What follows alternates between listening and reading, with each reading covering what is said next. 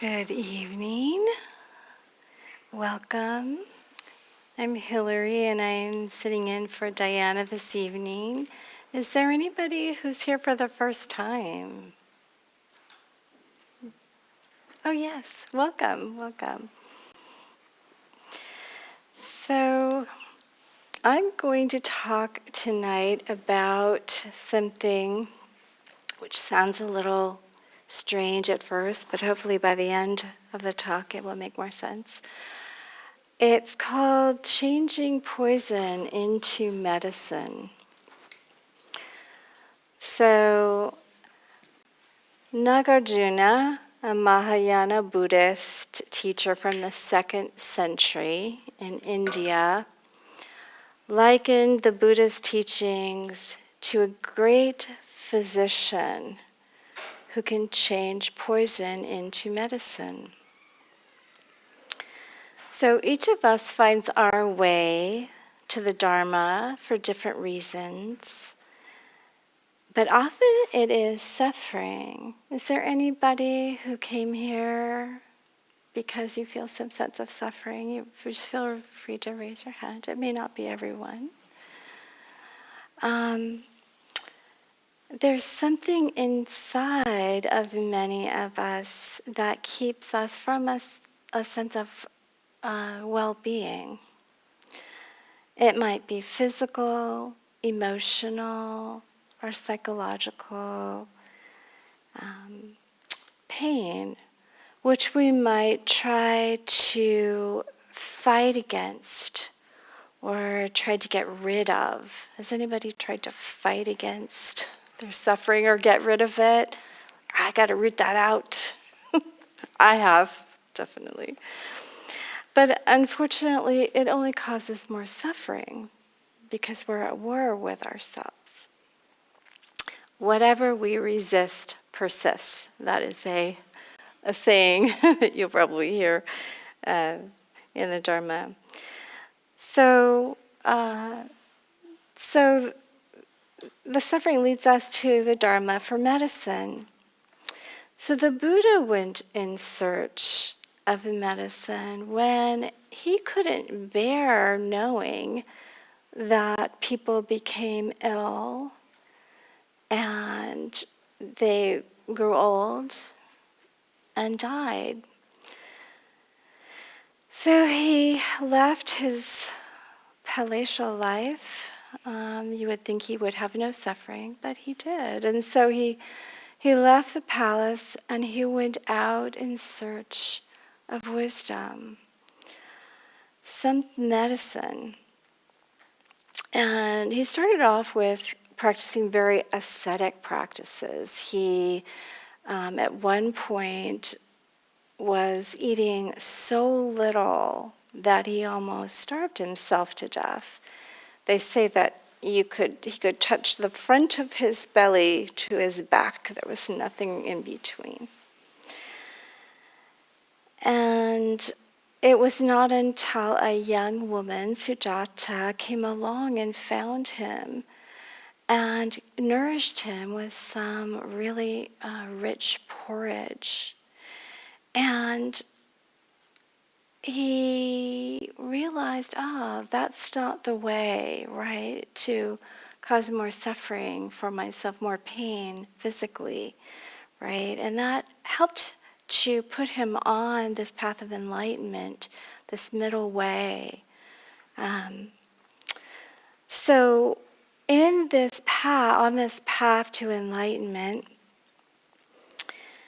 he finally sat down underneath the Bodhi tree and he said, I'm going to sit here until I achieve enlightenment. And then Mara came along and bombarded him with all kinds of frightening and tempting things. There were demons and raging storms, and there were beautiful dancing girls, and he met them all with equanimity. And as these armies let loose a barrage of arrows, it is said in the suttas that they fell all around the Buddha like flower petals. So he showed us the path to change poison into medicine. Whatever came at him, he was able to transmute it. Whatever pain and sorrow and fear, he transmuted into beautiful qualities of compassion and patience, acceptance, kindness, wisdom. So the first step in transmuting poison into medicine is to turn towards the pain. Does anybody feel that's counterintuitive? It felt like that to me at first, right? Turning towards the pain, really? That's going to help? So most of us spend much of our lives until we get to the Dharma. We spend our lives running away from, ignoring, repressing this pain. And we say, I'm okay. And we get busy with other things. Has anybody said that? Oh yeah, I'm okay. Yeah.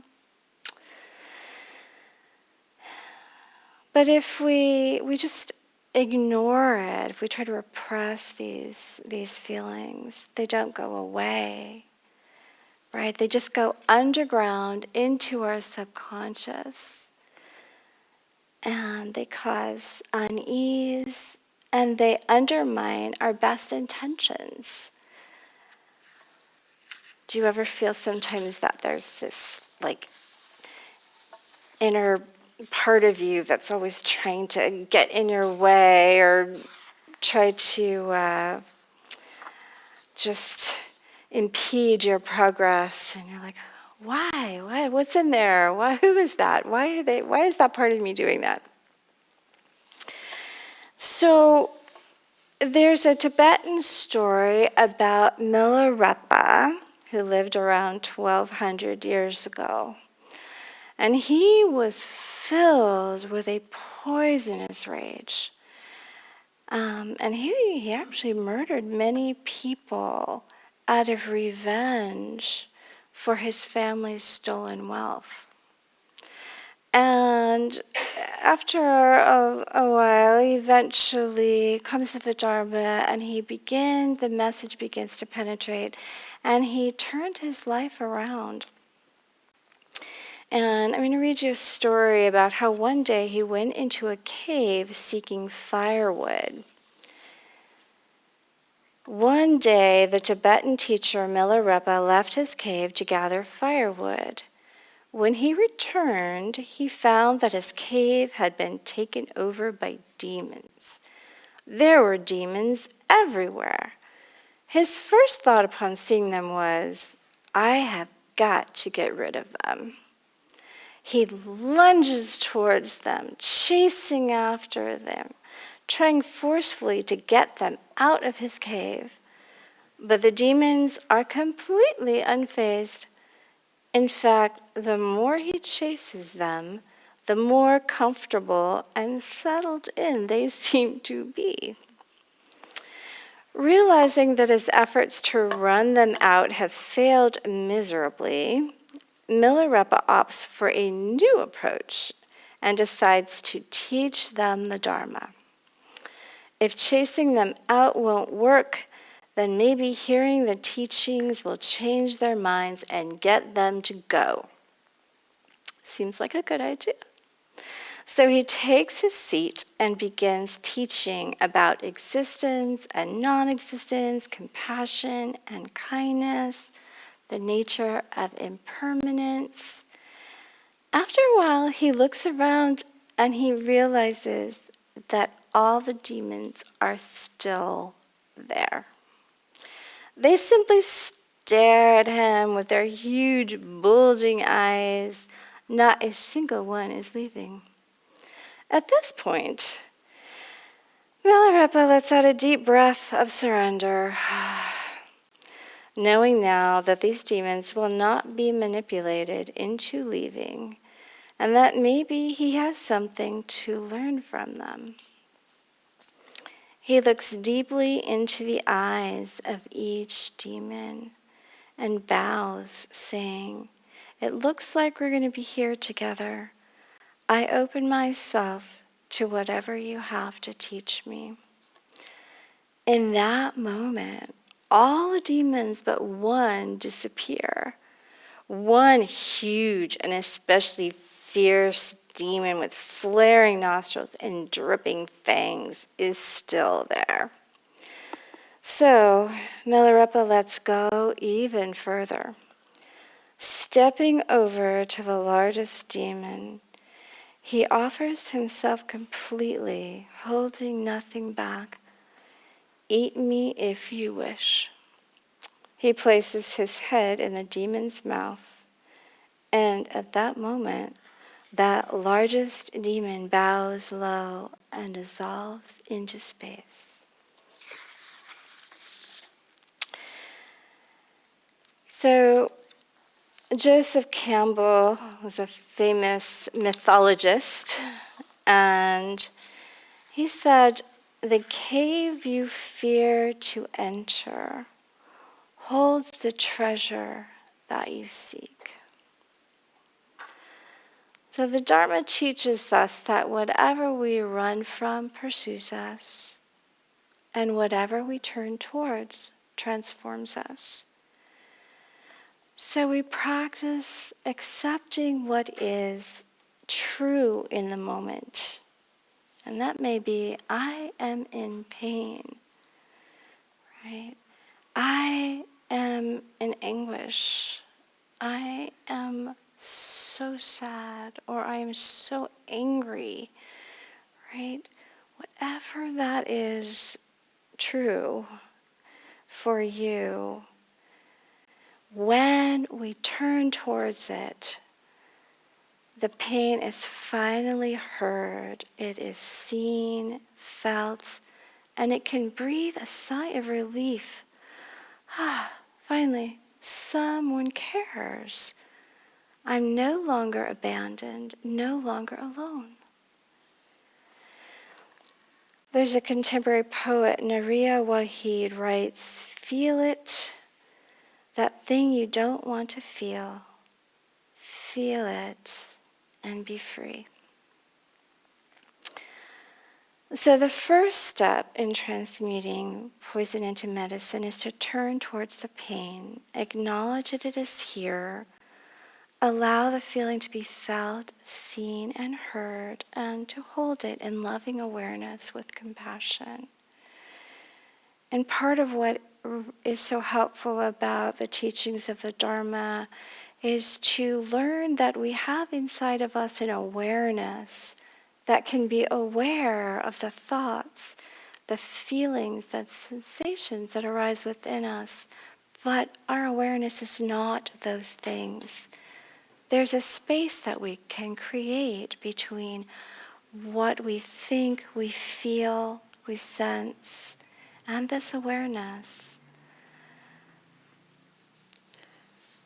So that is the first step, turning towards. And then the second step is to notice when we're shooting the second arrow and stop. Right? So the first arrow is the pain of whatever might be happening to us that causes us this feeling of suffering. The second and subsequent arrows are the ones we inflict upon ourselves as we heap on thoughts that are unkind. If we suffer a misfortune, we make a mistake, we often say hateful things to ourselves. Has anybody done that here? Said really unkind things to yourself you would never say to someone else because it would be so devastating. And yet so often we do that all the time within our own minds. So it's these second arrows that are optional. We can choose to turn these arrows into flowers by befriending whatever inner demons arise within us. Khalil Gibran wrote, "And God said, 'Love your enemy,' and I obeyed and loved myself." I'm going to read that one more time. I think that's so profound. God said, "Love your enemy," and I obeyed and loved myself. So, like ancient alchemists who endeavor to transmute these base elements into gold, that's the alchemy of our practice. We turn poison into medicine by turning pain from suffering into wisdom and compassion. So, how do we do this? How do we put our heads inside the mouth of our demons and transform them? So there's an ancient Tibetan Buddhist practice called Chud that was developed by an 11th century female Buddhist teacher named Machi Glabdron. And Chud means to cut through. And the philosophy of Chud sees our inner demons, our obsessions, our fears, our addictions, anxieties, sometimes even chronic illness, as energies which can be healed by bringing them into the light, by meeting them, getting to know them, rather than seeing them as our enemy and fighting against them. We turn towards them and nurture them by feeding them what they need. So there's a contemporary Buddhist Tibetan teacher named Tsultrim Allione who teaches a 5-step process for doing this based on this ancient teaching of Chud. And she calls it feeding your demons. So in our practice, we might substitute for demon, we might substitute suffering.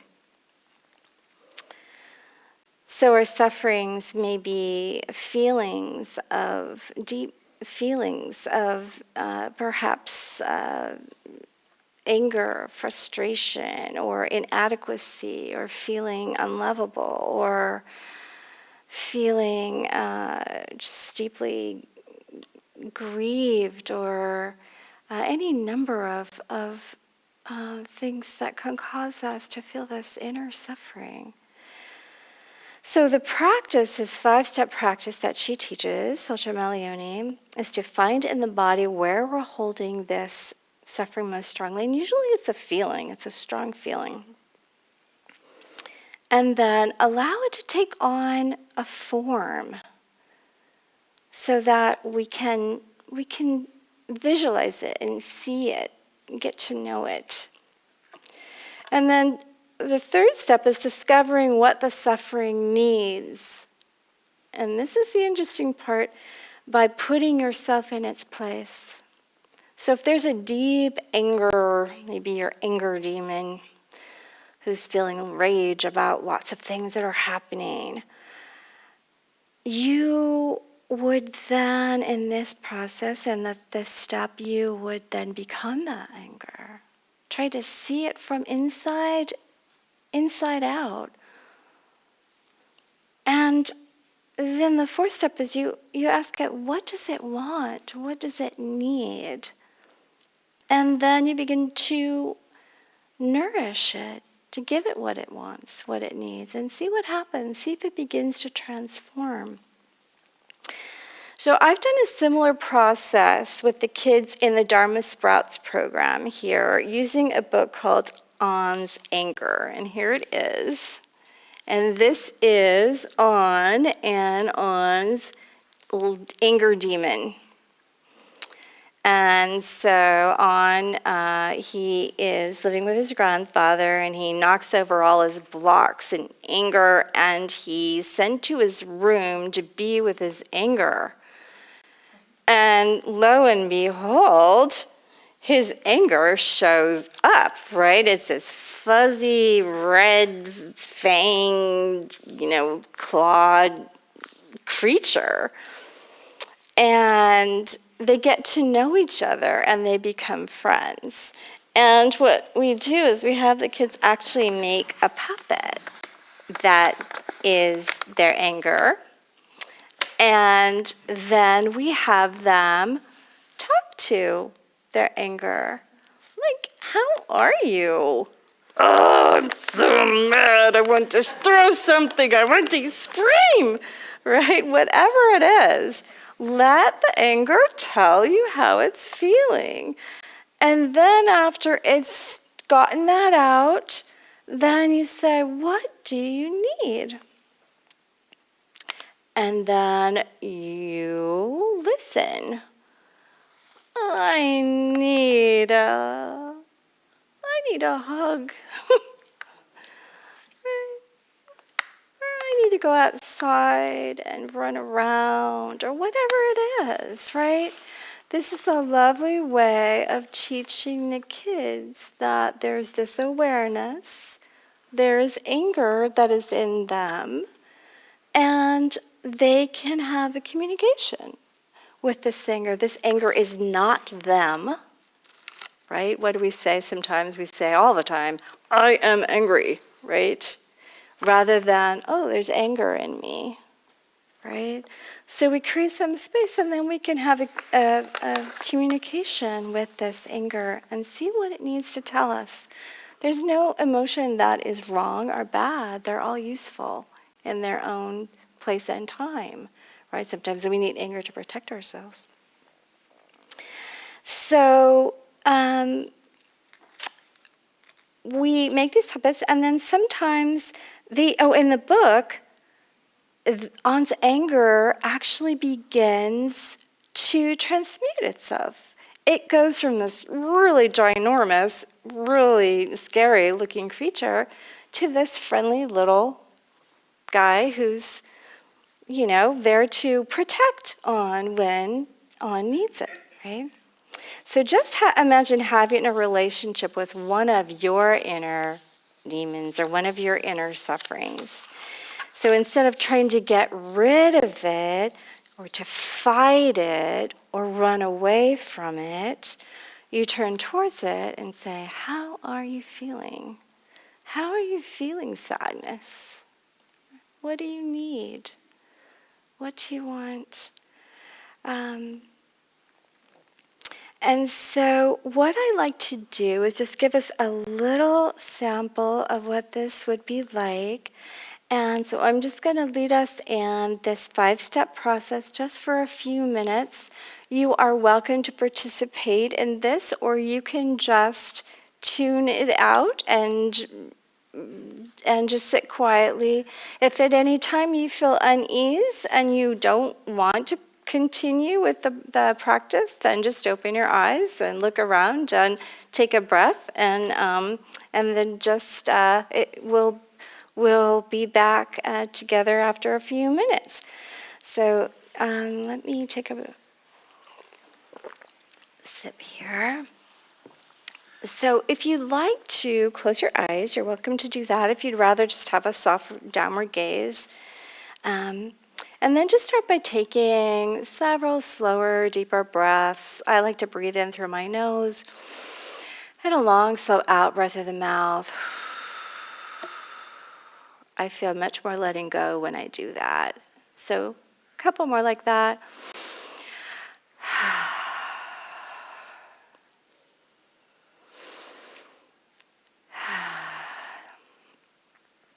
And then just letting your breath find its natural rhythm. And just checking in with yourself. Is there something present here in you that maybe feels like a suffering? Maybe it's a disappointment, a fear, sadness, something that feels just hard to be with a little bit. Don't pick your worst fear. But if you can be with it, just notice, where are you feeling it in your body? Where is that feeling most strongly? Oftentimes it can be felt in the chest or the belly, maybe in the face or the shoulders, the hands. See where that suffering lives in you.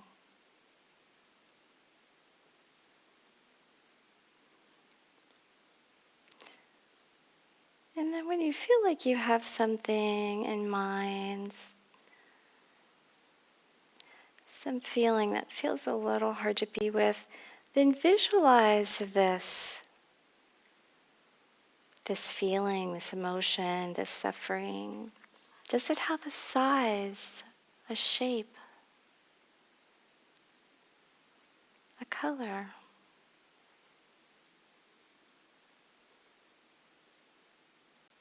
And you don't need to make anything happen. It's fine if you can't visualize. It's no worries. If something comes to you, then just let it happen. You don't have to make anything happen.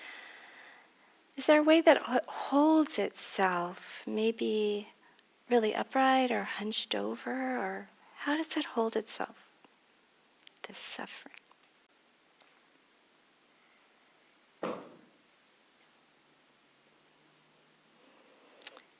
And what kind of emotion is it exuding?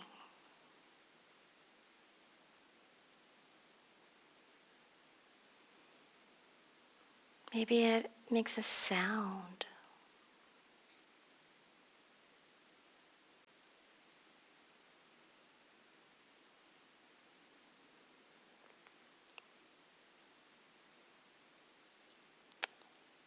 And then if you can imagine that this suffering has eyes, and you look into the eyes of the suffering and ask, what do you need?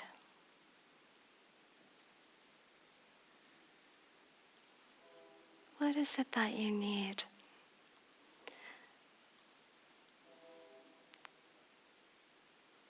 And then seeing if you can change places now with that suffering, that feeling. And see what it says from the inside out. Being the suffering, what does it need?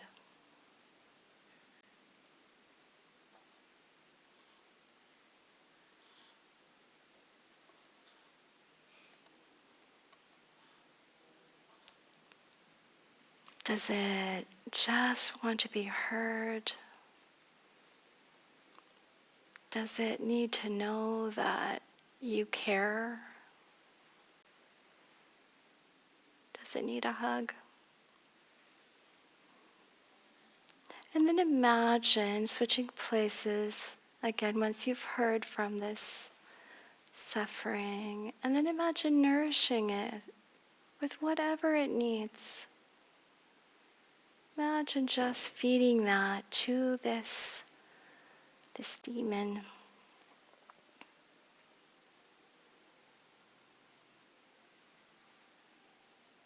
And see if anything happens, if anything changes, anything shifts.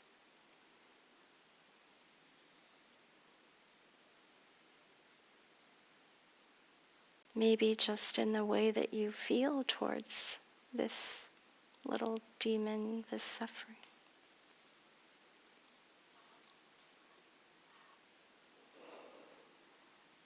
And then we'll just give another moment of being with this feeling, seeing what happens when you nourish it with what it needs.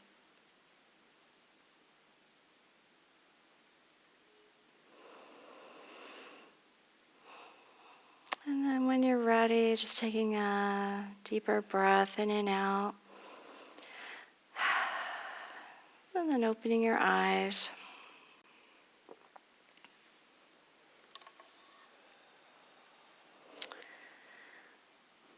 So rather than trying to fight with these inner feelings, these inner, whatever you like to call them, whether you call them demons or parts or suffering, we can make friends with them and become more whole. The suffering feels seen and heard and comforted, soothed.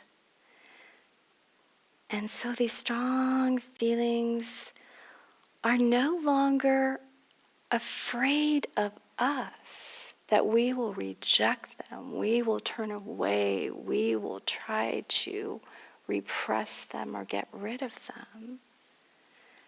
And we are no longer afraid of being with them. The poison becomes the medicine. And what we were fighting to repress can become a friend, an ally, perhaps a protector when we need them. There's a poem by Rainer Maria Rilke.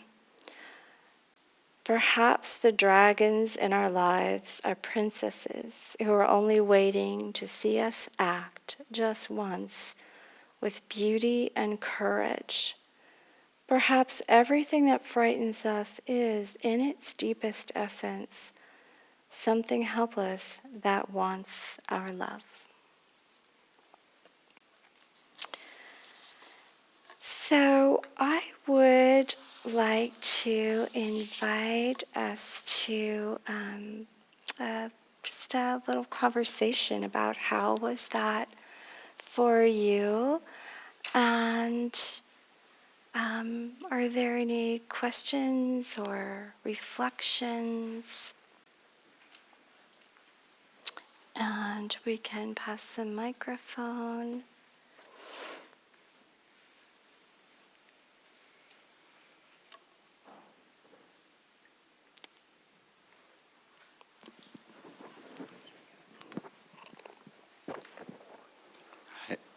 Thank you for that talk, and the exercise was interesting. I think initially, it's with the imagery of demons, it's easy to think of it as something we're averse to, like the aversions. And this may be more of a comment, but I'm not sure if also we could work with things that we have the opposite, like too much desire for, and view that as a demon. And Yes. kind of do the same exercise. So it's something I'm trying to think of, but yeah. Absolutely. Right? Sometimes we are so desirous. It could be food or sex or shopping or gambling or something, and often that is something inside of us that is longing to receive something that we're trying to substitute for, right? And so oftentimes what we're really longing for is connection and love and care, and we're not receiving it from the outside world. And so we can actually give that to ourselves. One of the things I do is I teach mindful self-compassion courses, and it's amazing how when we learn to turn our compassion we have towards others, towards ourselves, how soothing and comforting it can be. Even like a simple touch with an intention of kindness. Even if we make a mistake, and instead of saying, "Oh, I cannot believe I did that. Oh, I'm so awful. I can't believe that." Instead, "Oh, this hurts. I'm so sorry that this happened. And I still love you. I still care. You're still a worthy human being." Right? So thank you for that question. That was really a very good question. Anything else coming up for you?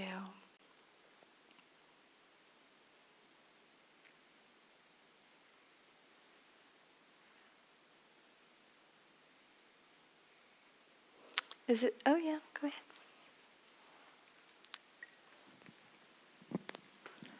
Thank you. I can share my experience through this practice. It's very nice. So my demon at this time is the sadness emotion, and I visualize it, and I ask it, "What do you need?" Um, it doesn't speak, but I can feel what it needs. It really just need that I accept it. That I being with her, like really accept it. And I try to accept it, and I feel fear in my heart. And yeah, and then I also try to. You mentioned like we need to nourish it, so like try to give blood to it to nourish it. It doesn't want my blood. It just want me to accept it. That's so beautiful. Thank you. It's very beautiful. Thank you so much. I love it. You're welcome. Oh, I'm getting chills. Yeah, because so often what happens is when we're sad, we do not want to feel it. Right? That's also true of fear, and we don't want to feel the sadness because it feels so overwhelming. Right? We're afraid if we go into it, we'll never come back out. We've got to be strong, right? That's what we're taught, Stiff upper lip. And yet the sadness is sad, right? The sadness is sad. The sadness needs to be comforted. Right? So thank you for that.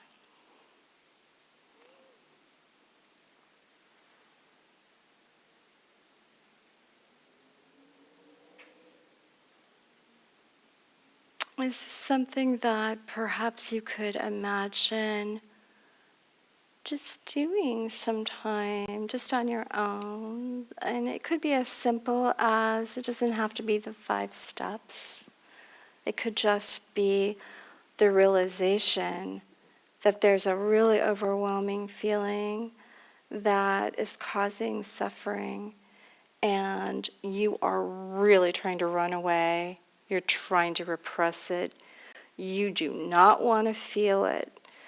And instead, can you perhaps turn towards it, visualize it, and say, I see that you are so upset. Can it be here for you? Can I actually make space for you? And can I hold you with some compassion? Can you imagine doing that? Would that be different from what you do now? Yeah.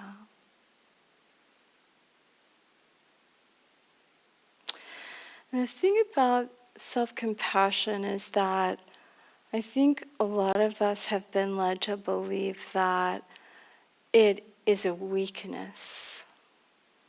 It will make us weak. It will take away our inner motivation. We won't be able to face the world. We've got to be strong. But what happens is all of these feelings that we've had, and oftentimes this begins when we're very young. I mean, how many of us as children were told when we were crying or upset, stop that? Did anybody hear that? Stop it. Go to your room, right? Or if you're angry, yeah, go to your room, and, when you can, gather yourself together, whatever, then you can come out, right? So we're taught that all these feelings are not okay. So nobody tells us what to do with them, right? And so I think we can come to this practice and realize that there's a lot of these untended feelings, we've stuffed inside. And I can tell you, I've been practicing for 20 years, you can keep stuffing those emotions your whole life and they don't go away. They won't go away until, oftentimes what happens in this practice is that when we sit in silence and we make space for whatever arises, stuff will come up, right? Has anybody found that out? Like stuff that you buried starts to come up. And you're like, what do I do now? So this is something that you can do. You can meet what arises without being so afraid, right? I mean, I think of all of these feelings as being more like kids, that little child in me that was overwhelmed, that didn't get what I needed. And so now, whenever I feel some sadness or fear or frustration, I just can imagine them as these little people who need my support and my help. That is that space between our awareness and the feelings. And sometimes the feelings are really, really strong, right? They're very frightening. And what we can do if we feel overwhelmed, like I cannot deal with you right now, we can still be kind, right? We can still say to the fear, the sadness, the anger, I see you, I feel you, you're not bad, it's okay that you're here, it makes sense for you to feel this way. And I need to go for a walk right now, right? Or I need to go do something else, right? But I will come back to you. I will be back for you. So those feelings don't feel abandoned from us, right? And little by little, over time,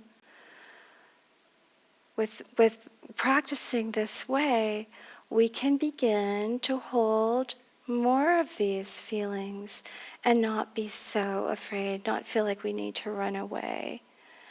And then, as I said earlier, the feelings then are not afraid of us, and we're not so afraid of them. And we can become friends, we can become allies. So I hope that this has been helpful. I hope, and if it hasn't been, if it's something that is not useful for you, then just completely let it go. There's lots of ways to practice. This is one that I use, and it's very helpful for me, so I wanted to share it. But if it's not helpful for you, then let it go, and find the things that are really helpful for your practice. So I would just like to dedicate the merit of our time together. May all beings turn towards their suffering with kindness and compassion. And may we practice this self-compassion that will benefit all those that we connect with, all those other suffering beings. May we meet them with compassion.